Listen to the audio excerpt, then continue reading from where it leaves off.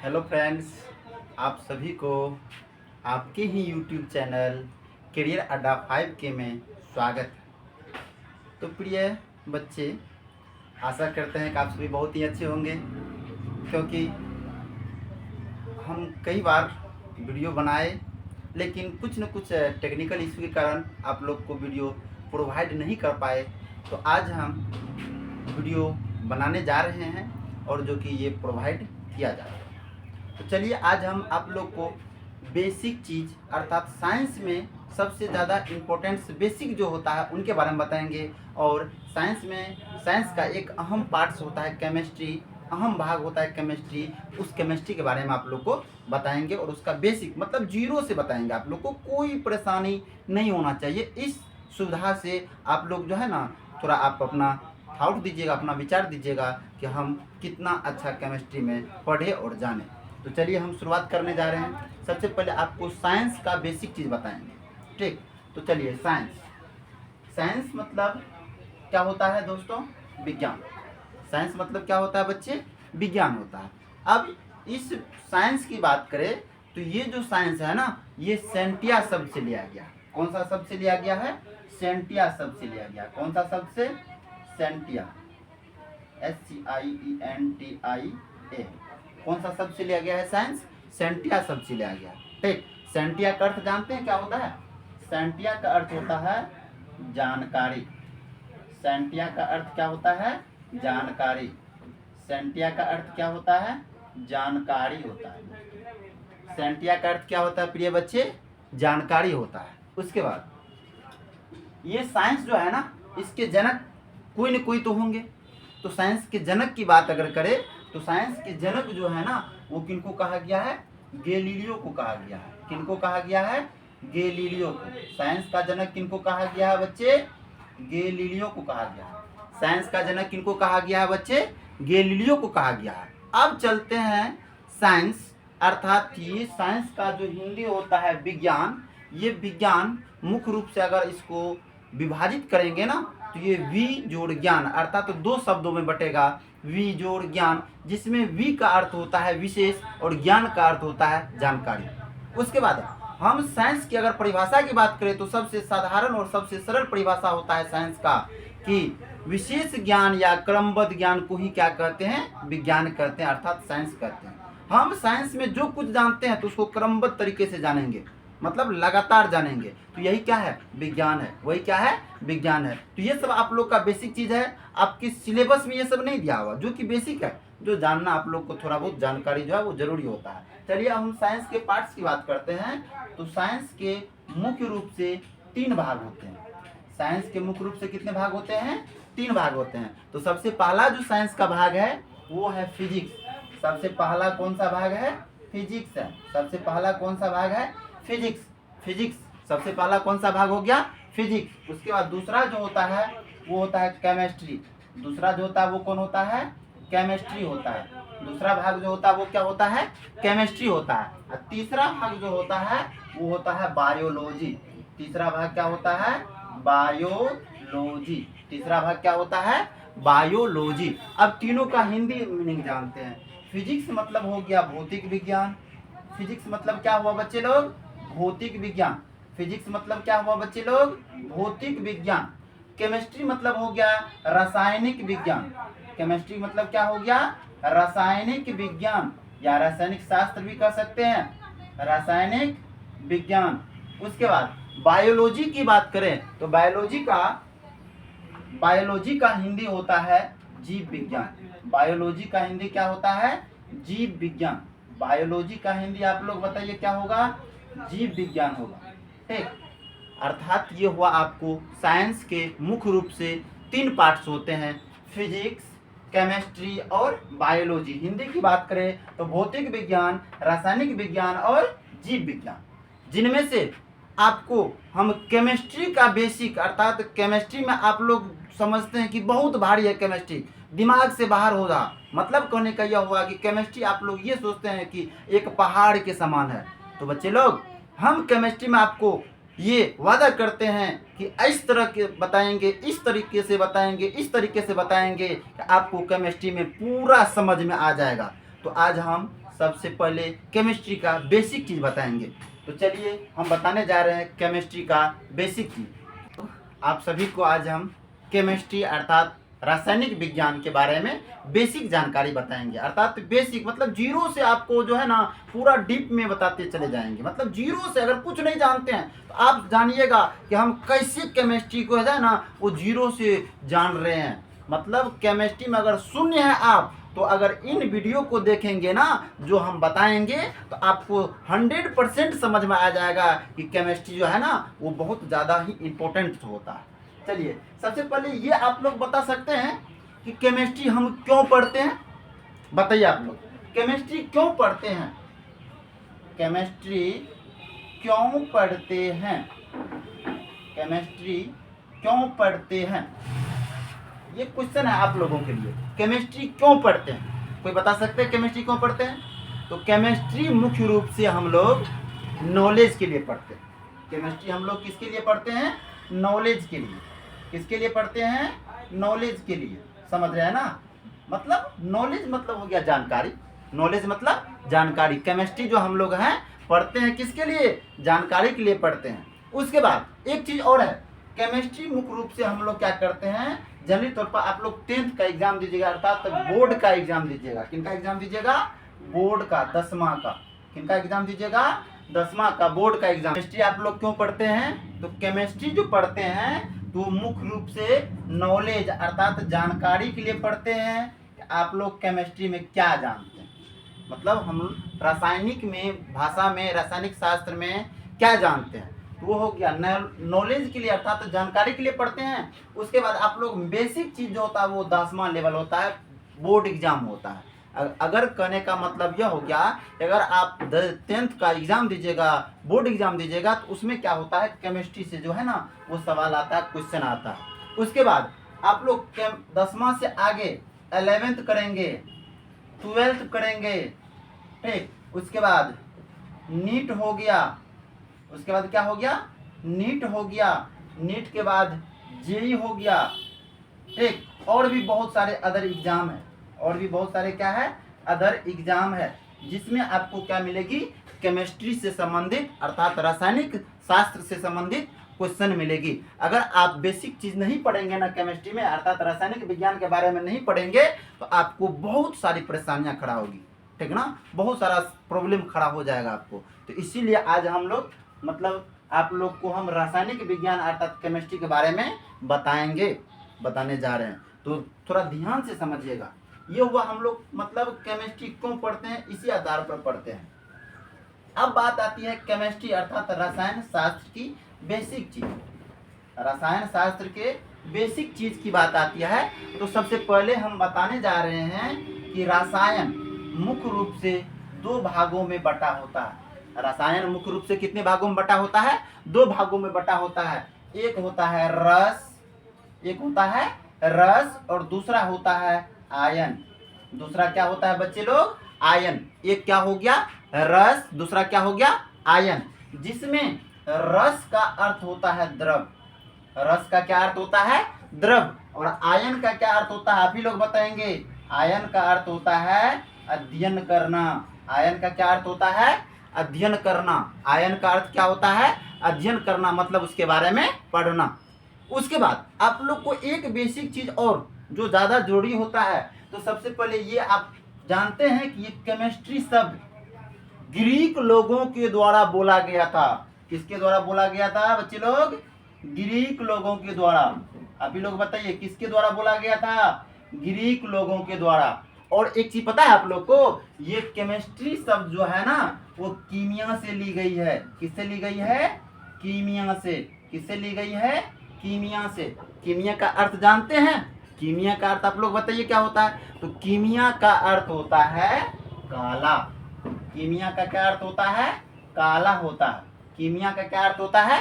काला होता है। तो ये आप लोग को बेसिक इंफॉर्मेशन, बेसिक जानकारी हो गया केमिस्ट्री का, ठीक।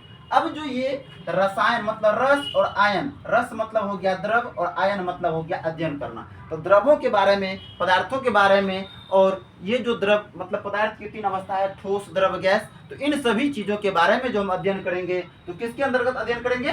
रसायन शास्त्र के अंतर्गत, अर्थात शास्त्र को क्या कहेंगे हम, विज्ञान कह सकते हैं।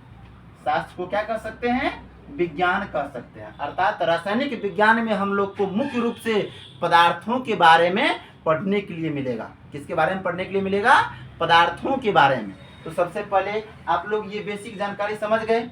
अब जानते हैं, इतना चीज तो जान गए, लेकिन केमिस्ट्री अर्थात रासायनिक विज्ञान कहते किसको हैं, क्या ये आप लोग जानते हैं? तो नहीं जानते हैं तो हम बताने जा रहे हैं, टेंशन मत लीजिए आप लोग। तो रासायनिक विज्ञान किसको कहते हैं, सबसे पहले हम लिख लेते हैं रासायनिक विज्ञान। रासायनिक विज्ञान, तो बताइए परिभाषा क्या हो जाएगा, रासायनिक विज्ञान का परिभाषा क्या हो जाएगा? एक चीज बताइए, ये रासायनिक विज्ञान अर्थात केमिस्ट्री जो है ना, किसका पार्ट है, किसका भाग है? साइंस का भाग है, विज्ञान का भाग है। तो हम जो इसका परिभाषा बताएंगे तो क्या बोलेंगे सर्वप्रथम, सबसे पहले कि विज्ञान की वह शाखा। क्या बोलेंगे, विज्ञान की वह शाखा। तो लिखना शुरू करते हैं, आप लोग भी नोट करते चलिए। विज्ञान की वह शाखा, विज्ञान की वह शाखा जिसके अंतर्गत, जिसके अंतर्गत, जिसके अंतर्गत पदार्थों के, किसके, पदार्थों के, बच्चे लोग क्या बता सकते हैं, पदार्थों के।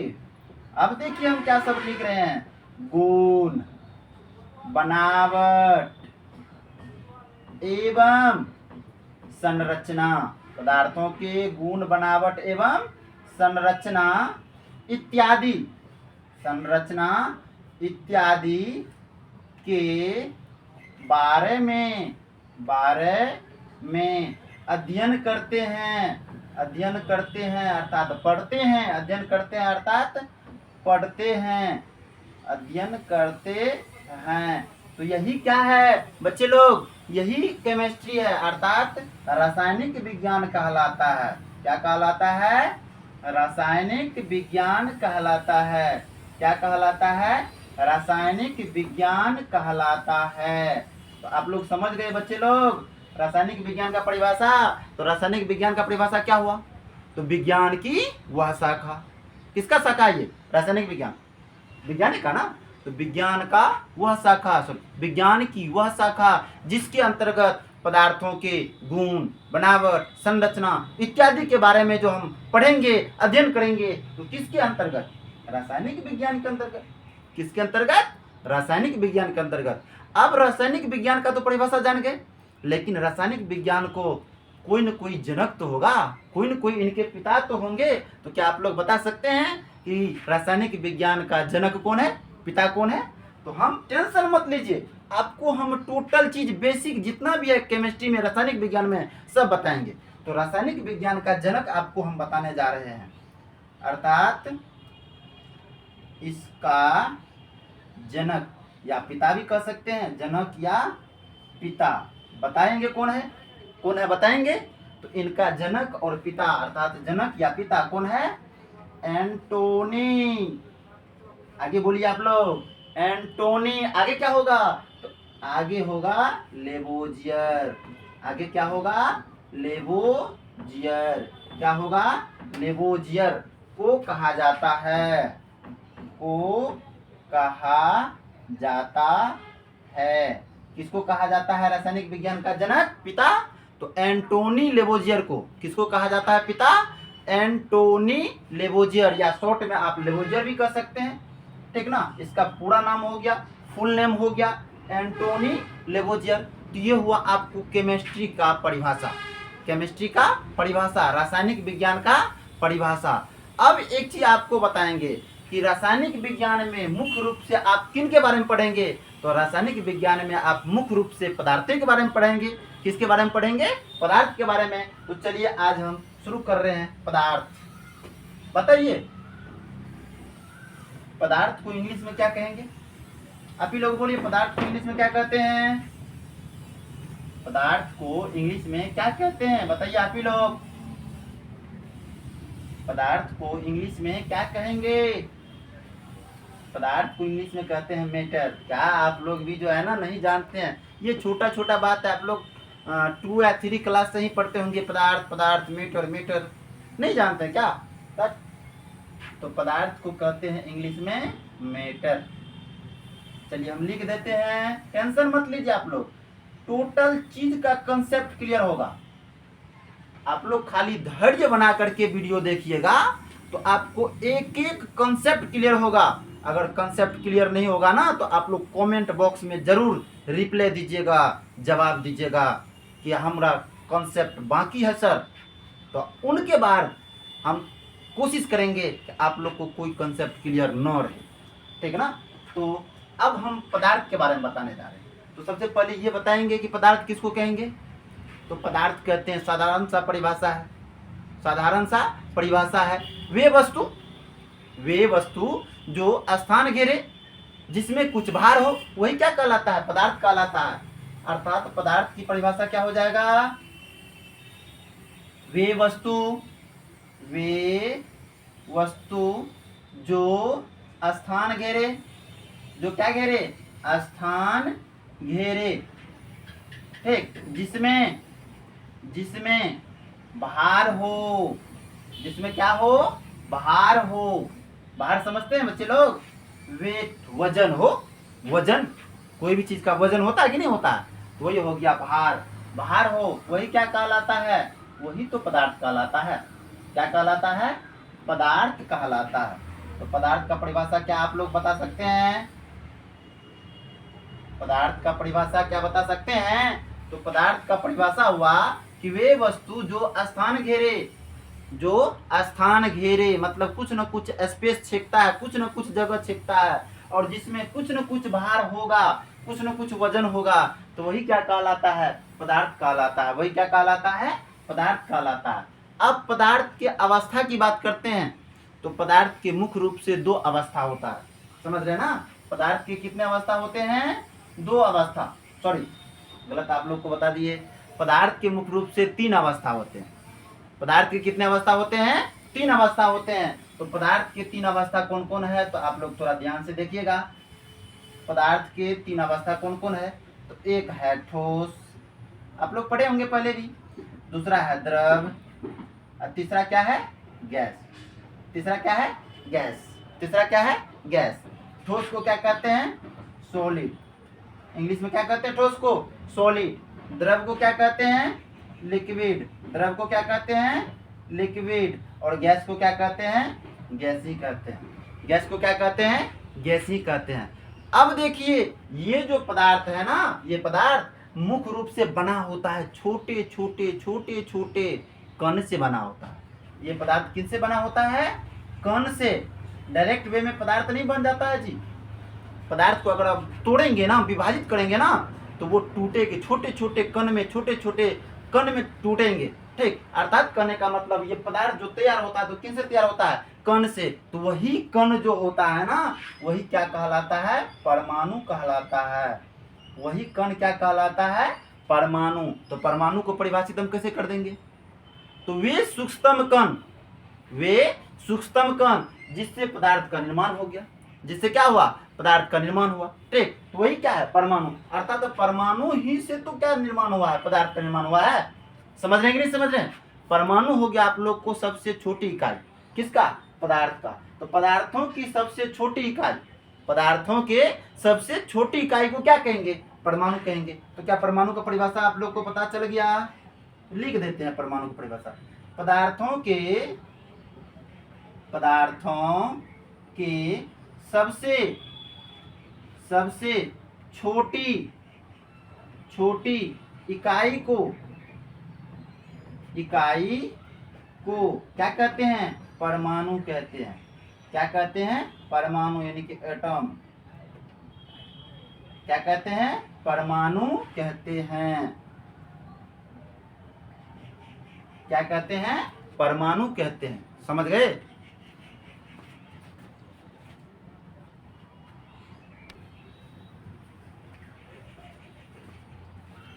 चलिए आप लोग तो परमाणु समझ गए, अर्थात पदार्थों के सबसे छोटी इकाई, सबसे छोटा कण क्या कहलाता है, परमाणु कहलाता है। अब ये परमाणु जो है मुख्य रूप से 3 प्रकार के मौलिक कण से बने होते हैं। अर्थात परमाणु का मुख्य रूप से तीन मौलिक कण, कितने मौलिक कण होते हैं? 3 मौलिक कण होते हैं। किनका? परमाणु का। किनका? परमाणु का। तो आप ही लोग बताइए, परमाणु जो है ना कितने मौलिक कणों से बने होते हैं? 3 मौलिक कणों से बने होते हैं। बताइए आप लोग कौन कौन है 3 मौलिक कण? तो 3 मौलिक कण है। 3 मौलिक कण कौन कौन है परमाणु का? तो एक है इलेक्ट्रॉन, एक क्या है? इलेक्ट्रॉन। एक क्या है? इलेक्ट्रॉन, यानी कि पहला है इलेक्ट्रॉन। पहला क्या हो गया? इलेक्ट्रॉन। दूसरा आप लोग बताइए क्या हो जाएगा? प्रोटॉन। दूसरा क्या हो जाएगा? प्रोटॉन। समझ रहे हैं ना? इंग्लिश भी आप लोग को लिख रहे हैं ताकि कोई दिक्कत नहीं हो। प्रोटॉन, समझ रहे हैं ना? प्रोटॉन, सॉरी एस छूट गया बच्चे लोग। प्रोटॉन, ठीक। और तीसरा क्या होता है? तीसरा होता है न्यूट्रॉन। तीसरा क्या होता है? न्यूट्रॉन। तीसरा क्या होता है? NEU Tron. समझ गए? ये है पदार्थ के मौलिक कण। ये क्या है? पदार्थ के मौलिक कण। तो पदार्थ कितने प्रकार के मौलिक कणों से बने होते हैं? 3 प्रकार के मौलिक कण से। कौन कौन? इलेक्ट्रॉन, प्रोटॉन और न्यूट्रॉन। अब ये जो इलेक्ट्रॉन, प्रोटॉन और न्यूट्रॉन है, अब इनमें एक चीज आप लोग जानते होंगे आवेश के बारे में। चार्ज क्या होता है? चार्ज, तो चार्ज 2 होते हैं, अर्थात आवेश 2 प्रकार के होते हैं। एक धनात्मक, दूसरा ऋणात्मक, अर्थात एक पॉजिटिव, दूसरा नेगेटिव। समझ है ना? उसी को हिंदी में कहते हैं धन आयन और ऋण आयन, धन आवेश या ऋण आवेश। चलिए, तो आपको हम बताएंगे तीनों पर कौन कौन चार्ज होता है। इलेक्ट्रॉन पर कौन सा चार्ज होता है, न्यूट्रॉन पर कौन सा होता है, प्रोटॉन पर कौन सा चार्ज होता है। तो सबसे पहले इलेक्ट्रॉन पर कौन सा चार्ज हो जाएगा? तो इलेक्ट्रॉन पर होता है माइनस चार्ज, ऋण आवेश। इलेक्ट्रॉन पर कौन सा चार्ज होता है? माइनस चार्ज होता है। प्रोटॉन पर कौन सा चार्ज होता है? प्लस चार्ज होता है। प्रोटॉन पर कौन सा चार्ज होता है? प्लस चार्ज होता है। और न्यूट्रॉन जो होता है ना, वो शून्य होता है, अर्थात उदासीन होता है। क्या होता है? उदासीन। अब आपको बढ़िया से समझ में आ जाएगा। जैसे ये हो गया परमाणु, इनका ये हो गया न्यूक्लियस, ठीक, मतलब नाभिक। अब ये देखिए नाभिक के चारों ओर, नाभिक के चारों ओर, नाभिक के चारों ओर कौन घूमता है?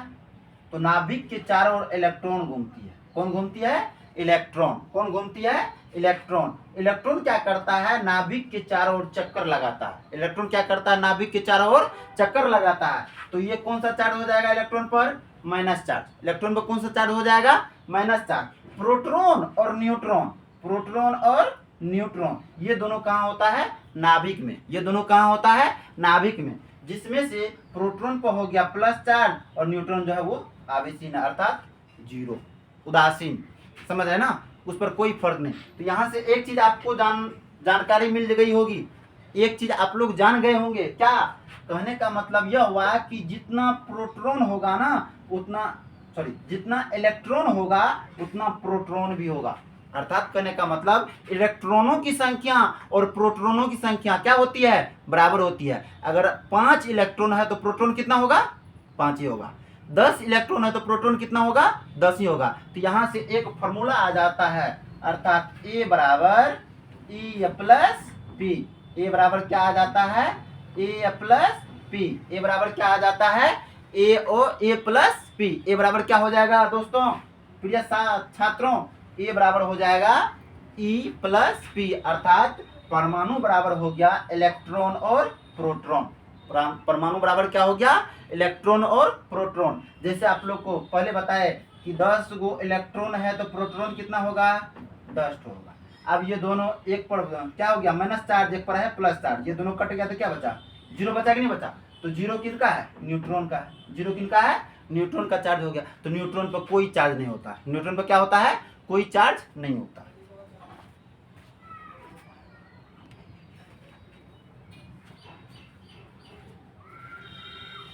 चलिए, इनके बाद आपको तो हम बता दिए कि परमाणु के मुख्य रूप से 3 मौलिक कण होते हैं। इलेक्ट्रॉन, प्रोटॉन और न्यूट्रॉन। जिसमें इलेक्ट्रॉन पर कौन सा चार्ज होता है, माइनस चार्ज होता है, प्रोटॉन पर कौन सा चार्ज होता है, प्लस चार्ज होता है, और न्यूट्रॉन जो है वो क्या है, उदासीन है। न्यूट्रॉन क्या है, उदासीन है। अब तीनों के बाद उनका खोजकर्ता, अर्थात ये तीनों के खोजकर्ता, खोज करने वाले कौन है, उनके बारे में बताएंगे। तो सबसे पहले आपको बताने होंगे कि इलेक्ट्रॉन का खोज। सबसे पहले किनके बारे में बता रहे हैं, इलेक्ट्रॉन का खोज। तो इलेक्ट्रॉन का खोज कौन किया था, जे थॉमसन। इलेक्ट्रॉन का खोज कौन किया था बच्चे लोग, जे थॉमसन ने किया था। उसके बाद प्रोटॉन का खोज कौन किया था, तो गोल्डस्टीन। प्रोटॉन का खोज कौन किया था, गोल्डस्टीन। प्रोटॉन का खोजकर्ता किनको कहेंगे, गोल्डस्टीन को कहेंगे। एक चीज और, दूसरा एक और वैज्ञानिक जो है प्रोटॉन की खोजकर्ता, रदरफोर्ड भी कह सकते हैं। क्या कह सकते हैं, रदरफोर्ड। क्या कह सकते हैं, रदरफोर्ड भी कह सकते हैं। अर्थात प्रोटॉन का खोजकर्ता जो है वो गोल्डस्टीन को भी कहा जाता है और रदरफोर्ड को भी कहा जाता है। उसके बाद न्यूट्रॉन की बात करें तो न्यूट्रॉन का खोजकर्ता किसको कहा जाता है, जेम्स चैडविक को। न्यूट्रॉन का खोजकर्ता किसको कहा जाता है, जेम्स चैडविक को। तो ये था आप लोगों का सबसे ज़्यादा बेसिक इंफॉर्मेशन केमिस्ट्री का। इसके बाद आशा करते हैं कि आप लोग ये बेसिक जानकारी बहुत अच्छे से समझे होंगे। अगर किसी भी प्रकार की कोई कंसेप्ट आप में बचा हुआ है तो आप लोग कमेंट में ज़रूर बताइएगा, ज़रूर जवाब दीजिएगा। तो आज का क्लास इतना ही, इसके बाद आगे की वीडियो में अगला क्लास बताएंगे। थैंक्स, धन्यवाद।